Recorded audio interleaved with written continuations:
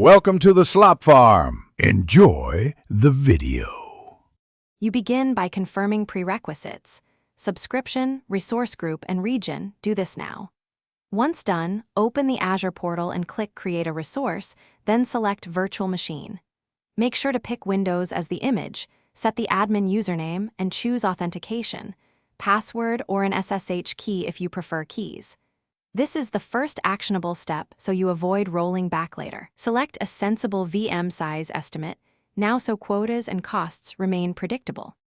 Next, configure disks and networking carefully because performance and access depend on them. Select the OS disk type, premium SSD for better I/O versus standard for lower cost, and add data disks if required. Configure the virtual network, subnet, and whether you need a public IP. Assign an NSG that permits RDP on port 3389 only from allowed IPs. Then review extensions and management options. Enable boot diagnostics if you want logs. Finally, use Review Plus Create to validate every setting and confirm the estimated cost. This step prevents misconfiguration. Click Create to deploy the VM and watch deployment details. Deployment typically takes a few minutes.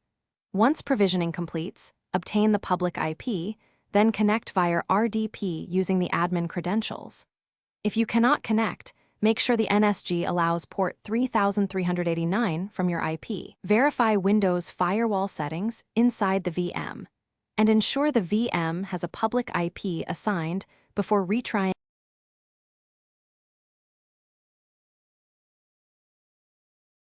Thanks for watching. Consider subscribing if we helped you today.